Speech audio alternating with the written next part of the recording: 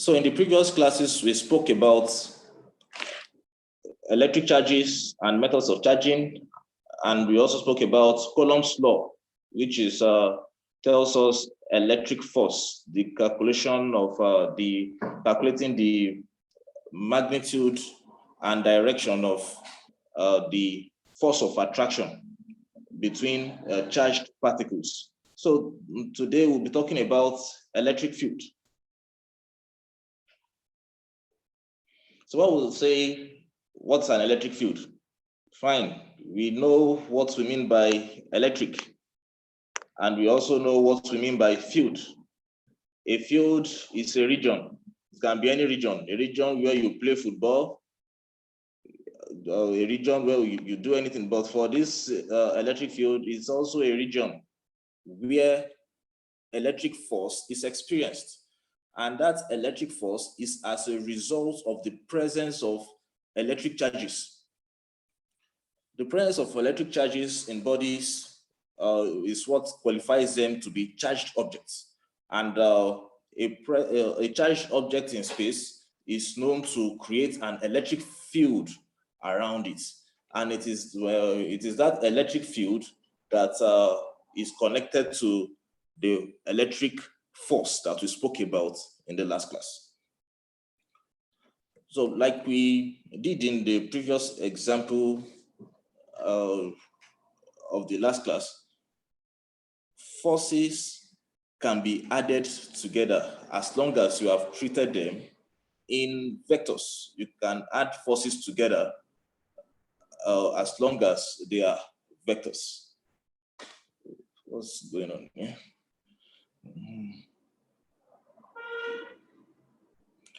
Okay.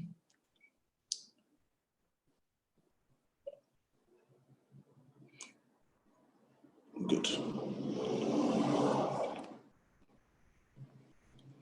So just like we add forces together, we can also add electric fields together, because electric fields will be treating electric field as vectors. They are also vector quantities. If you cannot hear me, it's most likely the problem is from your end. I hope others can hear me. If you can't hear me, please raise your hand.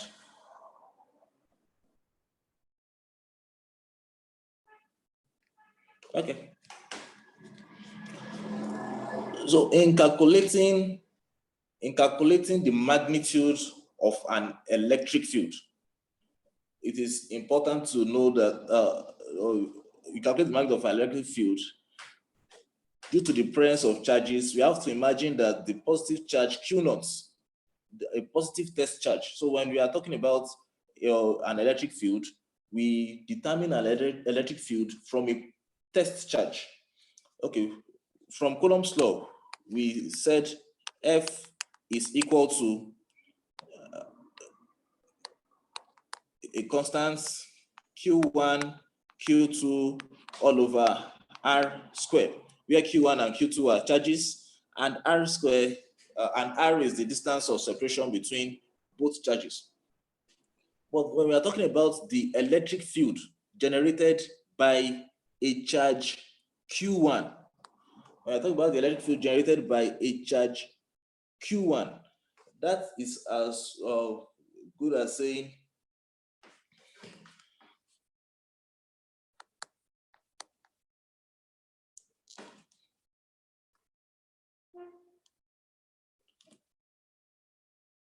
E equal to K Q1 all over R squared. So the electric field is also directly proportional to the charge of that charge Q1 and inversely proportional to the distance from that charge Q1. So in this scenario, we are saying that when we want to determine the force, the electric field on a certain charge Q1, we introduce another charge Q2, or for simplicity's sake, let's call it Q0. When we bring that Q0 close to Q1, we now calculate the force. When we obtain the force, we can easily say, okay, that force that we've calculated, the force divided by that charge that we have brought close will give us the value of the electric field strength. So the strength of an electric field is usually denoted with E, and E is a vector quantity. When we are talking about the electric field, we talk about it in terms of its strength and also its direction. We'll be talking about the properties of electric fields very shortly. So since I've defined the electric field to mean, since I've defined the electric field to mean force over the test charge, then it is easy to say that the unit of electric field is Newton, which is the unit for force, divided by Coulomb, which is the unit of charge, including the test charge. So when we talk about electric field can be related directly to the Coulomb force as the force that will be experienced when 1 coulomb of charge is placed in the region of that electric field. 1 coulomb is as good as 1 unit charge. So when you say 1 coulomb, it means 1 unit charge. So when you say the electric field at a particular point is 5 newtons per coulomb, that means that when you bring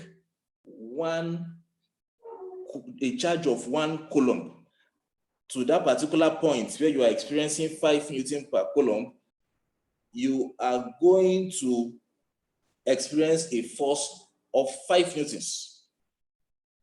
If the electric field is a positive field and you bring a charge of 5 newtons, the force will be repulsive, just like we said about while talking about properties of charges and methods of charging electric charges. So everything we have done so far in this course, it's like a build up of one on the previous. So like I've said before, electric field is equal to KQ over R squared. And since it's electric field, so electric field is a vector quantity, we should also talk about the direction, which is R caret. The direction R caret. So when we have several electric charges in a particular field, when we have several charges, let's say Q1 to Qn in a particular area, then to calculate electric field E at a certain point, due to these charges, we need to add them up vectorially. So you need to, for you to add them up, you need to first of all make sure that your electric field, you have the magnitude and direction. So you need to know the magnitude and direction of your electric field before you start adding them up.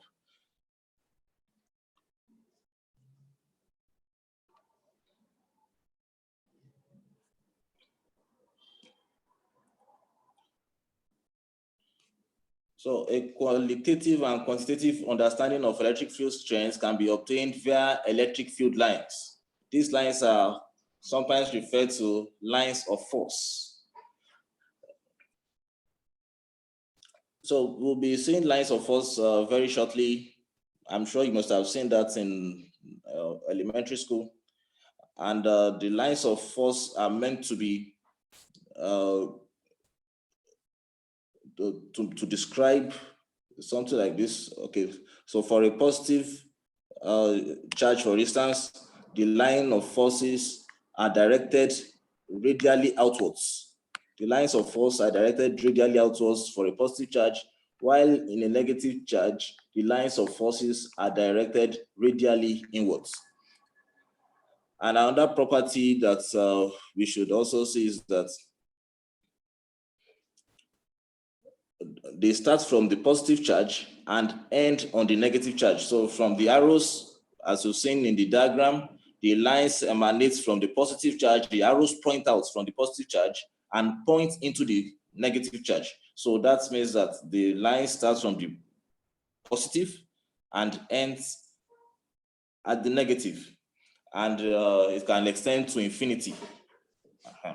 And another property is that the lines of force, they don't cross, they don't intersect.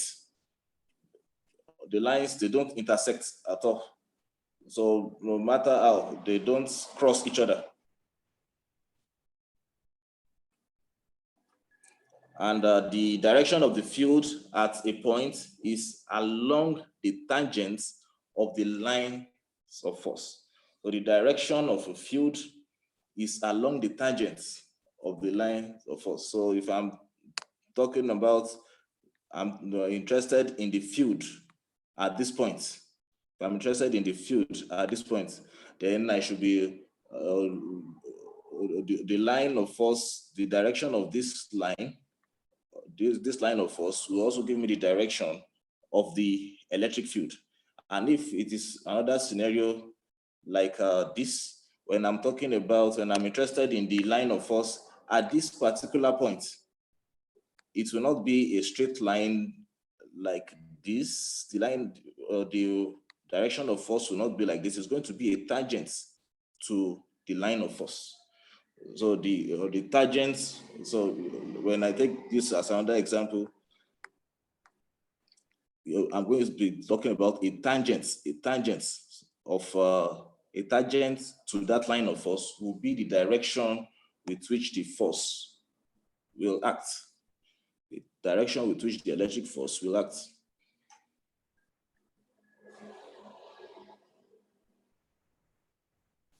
So the field strength is proportional to the density of lines. So when we have a positive charge,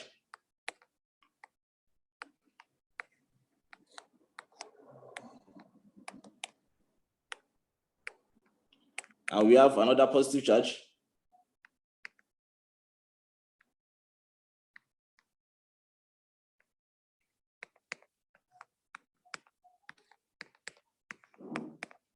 the number of lines in the first place tells us the strength of the, sorry, my lines are now intersecting. That is against 0.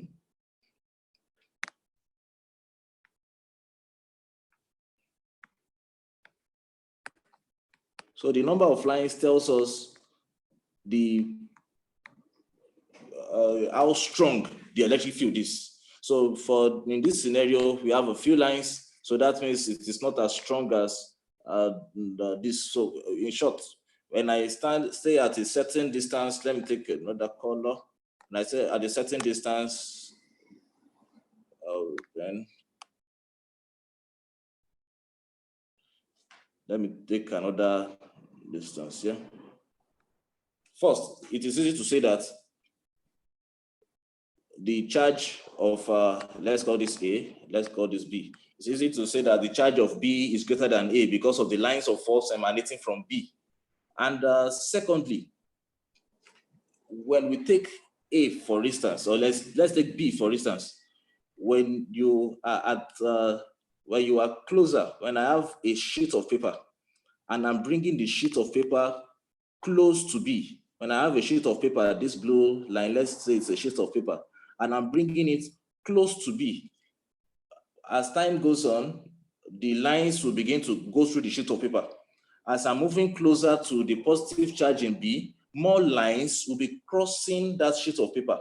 Since so that means as I'm moving closer and more lines are crossing the sheet of paper, I can tell you that the electric field strength is increasing.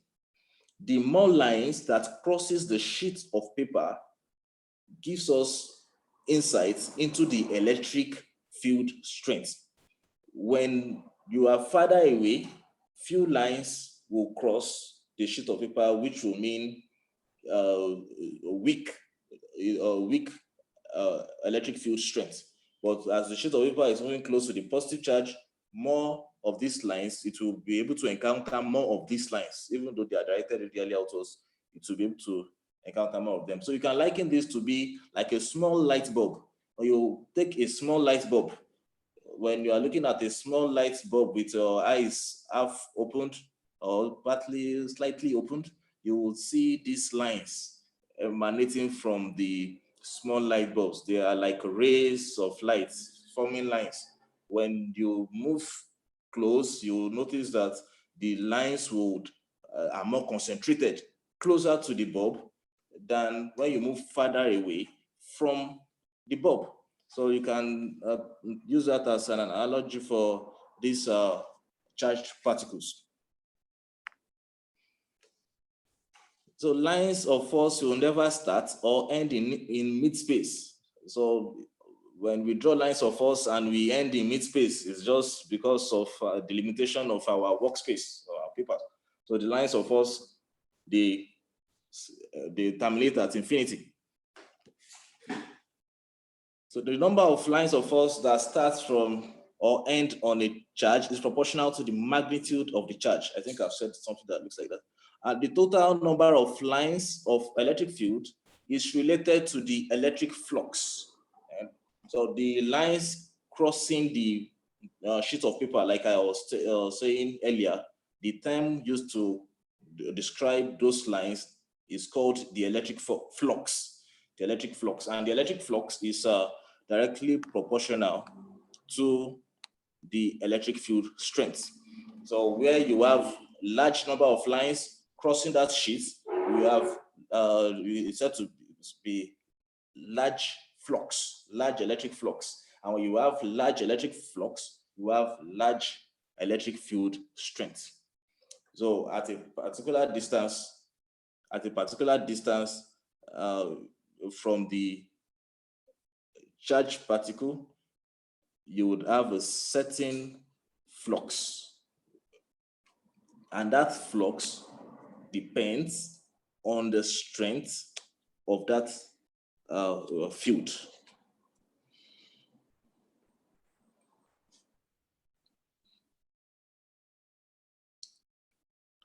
So when we have two negative charges, you can see these both charges here, they are negative charges, and the lines of forces are directed radially inwards. They are directed inwards. So by bringing these two negative charges close to each other, the lines begins to distort. The negative line here would not want to interact with the negative line of the other neighbor. So they will be bending away from each other. They will not want to intersect. And when we have a positive and a negative charge in the same vicinity, the lines from the positive will always point outwards, while the lines in the negative will always point inwards, and the direction will remain, as we can see here, the direction will remain as if the charges are isolated and not in the vicinity of each other. So we can see that the lines emanate from the positive charge and terminate in the negative charge. And the ones that will come out from this side will continue to go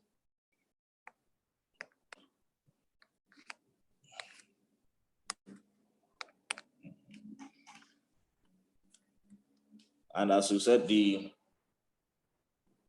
strength of the electric fields is related to the number of lines that we encounter at a certain distance from that charged particle.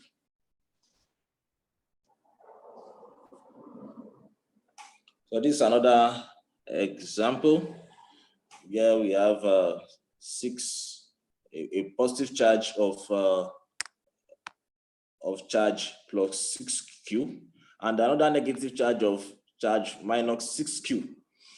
What you'll observe here is that all the lines of force that can go into 6q have been exhausted by this plus 6q.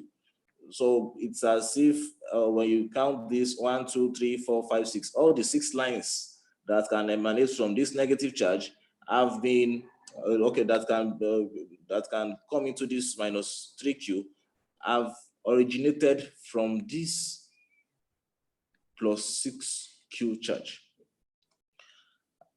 And since we said 1, 2, 3, 4, 5, 6, when we count the number of lines remaining for this plus 6q, we will still count 1, 2, 3, 4, 5, 6. 6 other lines that could not interact with the minus 3q any longer, because the number of lines emanating from that charge depends on the magnitude of the charge.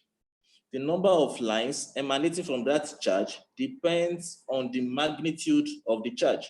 So the number of lines that is connected to minus 3q should be half of the number of lines connected to plus 6q. So what we mean, the most vital point here is this 6, meaning 12 lines, and this 3, meaning 6 lines. So it depends on, it's not a rule, but it depends on when we say 3q is having 6 lines, then 6q should be having 12 lines, then 10q should be having 20 lines. So since all the lines of force that is connected to the minus negative charge has been exhausted, then the other lines have to just find their way to infinity. So when you bring a positive charge to this point, you will not even experience any charge because the electric field here is 0. All the lines of force of this negative charge has been directed towards the positive charge. So this charge is as good as not being there at all because of the presence of this positive charge. So what the region here, no electric field will be experienced. But at the regions where we have electric lines of force, you would experience electric field there. And the electric field strength depends, I've said it about how many times now, depends on the number of lines that crosses that particular region at that particular distance from the charge. Okay, electric field intensity. So when we're talking about electric field intensity, it's talking about the magnitude of the electric field. So when we have a certain charge F, like you said earlier, when we have a certain charge Q, and we have a certain charge Q, and that particular charge Q, when we bring it close to a unit charge, let's call that unit charge or a test charge. The unit charge is 1 coulomb and it's a test charge. That unit charge, that unit test charge, the unit positive test charge would experience a particular force F as a result of the presence of this charge Q. And because of the presence of this charge Q, electric field is present. Because of the presence of this charge Q, electric field is present. And that electric field is described as E. And that E is equal to the force that unit charge will experience divided by that unit test charge. So the unit test charge, when we talk about positive and negative charges, the test charge is, another way to describe electric field is to talk about we bring in a positive test charge. I will bring a positive test charge. This is positive. When as I'm bringing this positive charge close to this existing positive charge. This is the positive charge. This is the chairman. This is the landlord here. It has its own lines of force. Now we are bringing another positive test charge. We are bringing it close to this test charge, what we expect is repulsion. And when we're talking about repulsion, we are talking about something like this. The force will be pointing in this direction. So the lines of force, they point in the direction where the force will apply on a positive charge.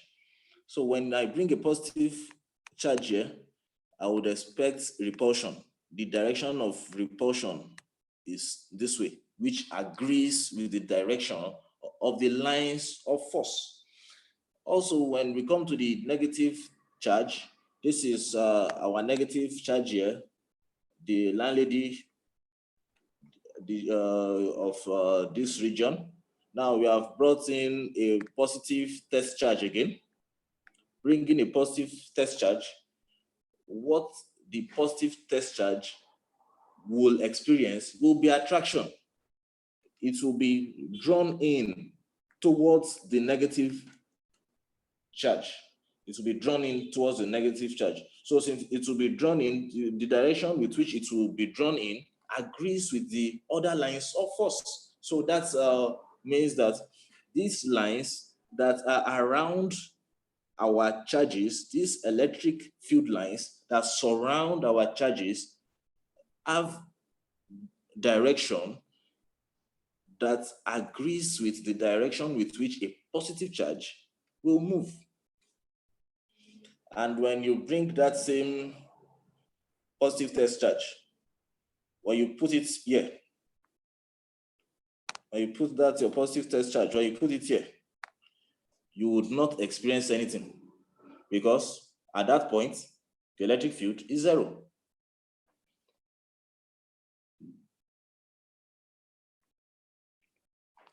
So let's move on.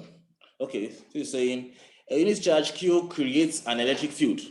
What is the magnitude of the electric field strength at a distance 30 centimeters away? So we've defined electric field to be E equal to, let's say, K Q all over R squared. Now we're interested in just the magnitude. We are not interested in the direction, just the magnitude. So we know our Q to be equal to, the question says a unit charge. So since it's a unit charge, that means Q is 1 coulomb. What is the magnitude of the electric field strength at a distance 30 centimeters away?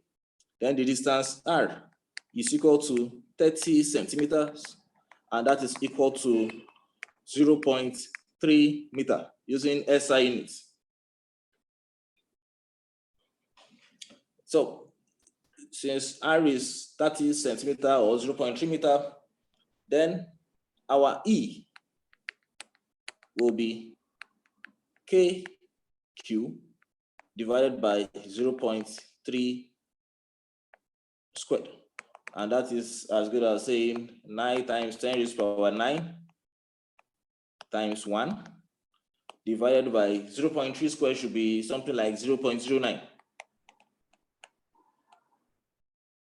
And the units will be Newton per coulomb. So you can divide this on your own and have your electric field strength. And the other question is saying, what is the magnitude, or can somebody divide this for us and let's have the answer? Okay, even we can just say that is equal to 9 times 10 raised to the power 9 divided by 9 times 10 raised to the power minus 2. And that is 9 times 10 raised to the power, I think, 11 Newton per coulomb.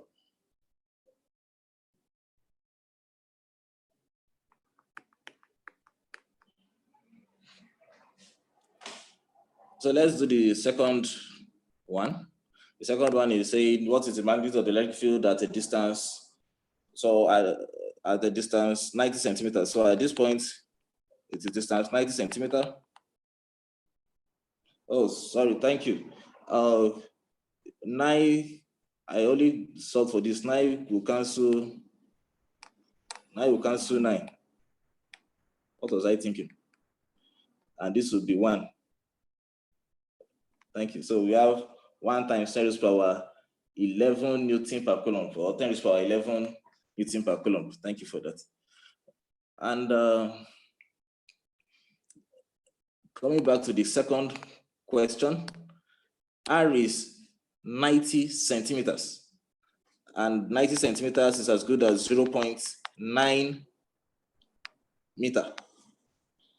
And solving similarly, we can say K cube divided by 0.9 squared. So when we do that, we should have 9 times 10 raised to power 9 times 1, which is Q is 1, divided by 0.9 squared. 0.9 squared should be 0.81. So it should be 0.81. And that should be, let's just say 9 times 10 raised to power 9.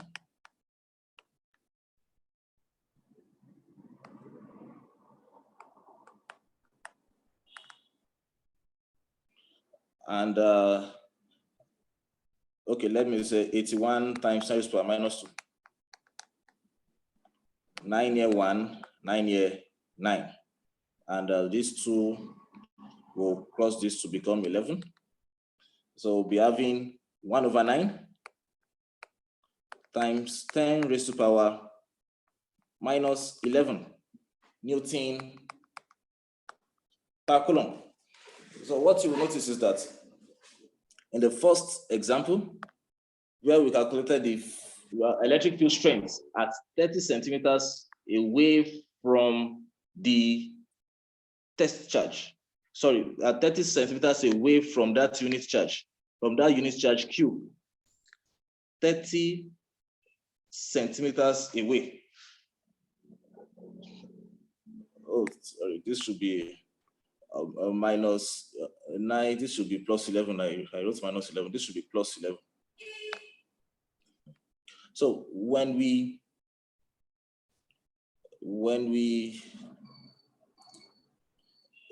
compare both, we notice that when we calculated the field strength at 30 centimeters away, we had 1 times 10 raised to power 11. But when we calculate at 90 centimeters away, we'll be having 1 over 9 times 10 raised to power 11. So the field strength at 90 centimeters away is 9 times less than the field strength you would obtain when you are 3 centimeters away. You'll notice that the R square law is in place here. The 1 over R square law is in place, because when you say 30 centimeters away, it's 1 times 10 raised to power 11 Newton per coulomb, and you are to calculate 90 centimeters away. You may want to say, since 90 is 3 times 30, it would be wrong for you to just say, then it will be 1 over 3. But because of the R square law, that is divided by R square, that is inversely proportional to square of distance.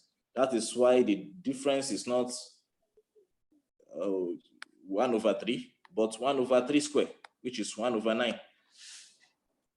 So don't make that mistake. So we've solved that electric field. Interesting.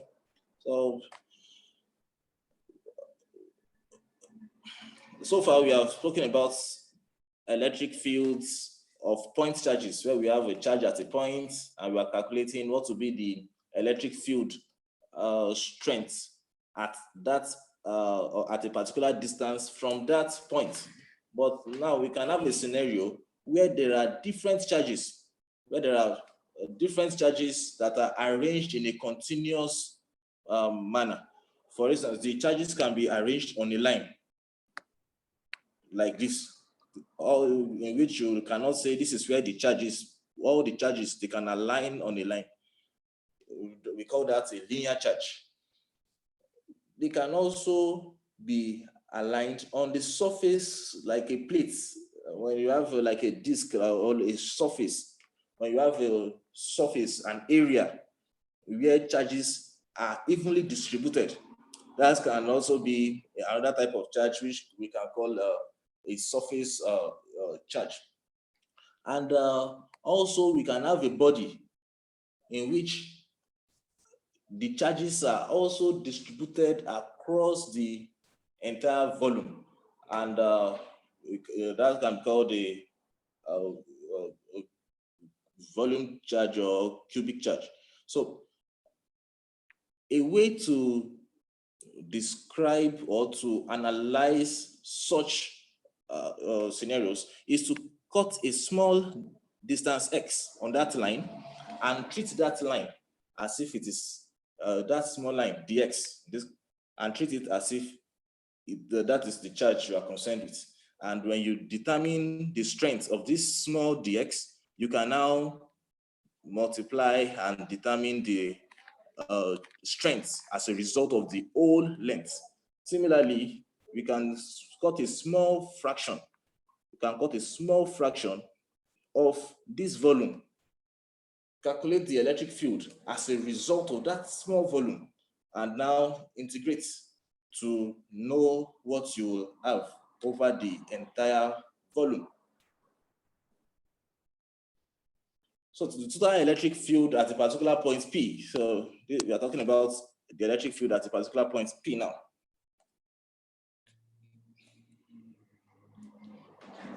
So the electric field at a particular point P, created by a continuous charge distribution, can be evaluated by dividing each of the charge distribution into small elements. That's what I've just said. We can divide all this volume into small elements and calculate the electric field due to one of the elements. Then we sum up the contributions of the charge elements.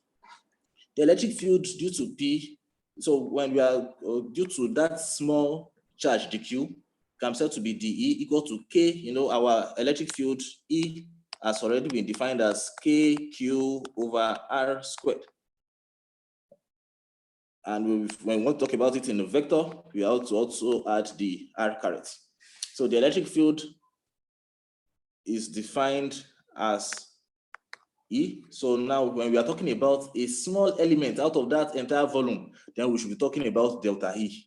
When we are talking about delta E, then we should also be talking about delta Q. Since E is the entire field created by this volume, delta E is the field created by this small section, this small fraction. Delta E is the electric field generated by this small fraction, and that small fraction, we have called it delta Q. So, and the distance between our point P of interest, the points where we are testing the strength of that electric field, the points P, the distance between that points P and the elemental charge, or the fraction of that body that we are considering, is R. Good. So having done that, all the different, when you calculate this for a particular dq, another dq, all around, all the dqs that you can have in this box, when you split all this particular body into small boxes, and you calculate the different delta Q, delta E, those are different, all the boxes here are different delta Qs, and now you calculate the different delta E's as a result of their presence. Then you can add them up. Since they are vectors, having treated the delta E's as vectors, you can add them up to have your final E, which is defined in this expression. We have to move faster. So when we say, okay, so it is sometimes it is not convenient to add things up when they are continuous. You can't really say the difference between, you can't even find a clear boundary between each of the elements. A convenient way is to use integration. So these are the integral here is an equivalent of the summation we have here. So, and also when we are talking about linear charge, we can talk about linear charge density. The linear charge density is talking about the charge divided by the length, just like we have here. So it is described with lambda, and what it really means when we know lambda, but we know the linear charge density of a particular line, we can, well, know the linear charge density of a particular line, just like in this case, where we know the linear charge density of this particular line. When we know the length of this line, then we can tell you the charge, the entire charge that the line possesses. And also, when we're talking about the area, charge density, when we know surface charge density, when we know the area of that body, and we also know the area or surface charge density, which is usually called sigma, then we can tell you the entire charge on the surface. Similarly, on the volume as well.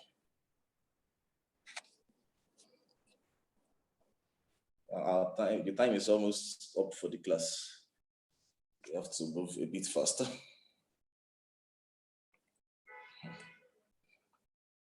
Okay. Motion of a charged particle in a uniform electric field. When we say a charged particle experiences force in an electric field, when we say a charged particle experiences force in an electric field, then we should now think about when it's experiencing force, what will be happening to it? Is it just going to know something when a force is acting on you as a person? What happens to you? I think when you should think of yourself as a charged particle, and a force is acting on you. A normal force that acts on us every day is the gravitational force. When you jump off the stairs, a force will act on you, and the force will not keep you in motion, in a position. It will set you in motion. So when a charged particle is in the presence of an electric field, it experiences electric force. And that electric force is sufficient to set the body, the charged particle, in motion. And the charge and the motion, when we're talking about force from Newton's second law, the force is expected to cause the body to accelerate. So force, we have, in this expression, we are talking about two different types of forces here. The force that we have defined earlier, and also the force from Newton's second law. So we can equate them and to determine the acceleration with which a charged particle will travel in an electric field. So when a charged particle is in the presence of an electric field, it is expected to accelerate, unless it is so heavy that it's the force exerted by that electric field is not even sufficient to move it from rest. So this motion of charged particles. So I don't think our time can help us to finish this, but let me just try. So the force, when we bring in displacement, when you bring in a particular charged particle in this direction, you will, this is a negative charged particle, you will expect it to move towards the positive side of the field. This is a negative charge particle. When it comes into the electric field, this is a region of electric field. This is a positive charge, this is a negative part of the electric field. When the charge enters here, since it's a negative charge, it will move towards this negative But so when this charge was coming in, it had a particular velocity. The velocity it was traveling this way. The charge particle was somewhere here. It was moving in this direction. It was moving in this direction. But once it enters this electric field, it will begin to experience another force. And that force is pointing in this direction. So because of the presence of this electric field, it begins to, the path begins to bend downwards. So if you see it as not even downwards, if you see it as if this is standing beside this and not on top of it, then you can say it is bending sideways because of the presence of this electric field. So the electric field will only affect the vertical motion. In this case, the direction in this particular, the vertical motion of this charged particle. It will not in any way affect the speed of velocity with which it was, the speed with which it was going to the right. So the speed with which it was going to the right would remain ux.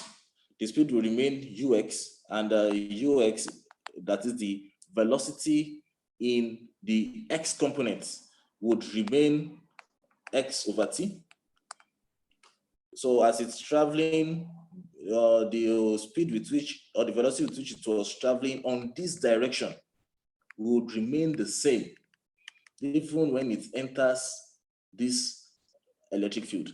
The only thing that will change is that before it wasn't moving downwards.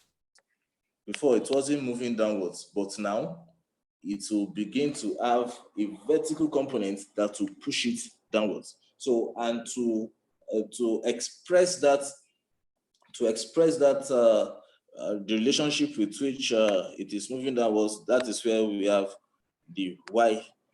So these formulas are the key players here that will tell you the velocity on the of x components, and x is displacement on the x direction or horizontal direction, while y is the displacement in the y direction.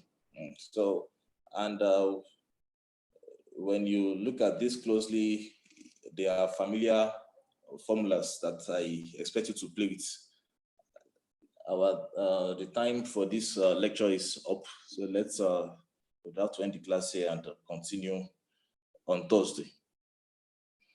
If you have questions, please endeavor to send me a mail through the class email address, which is which remains, oh sorry, it's not writing, physics104@stu.ui.edu.ng. Okay, so bye, see you on Thursday.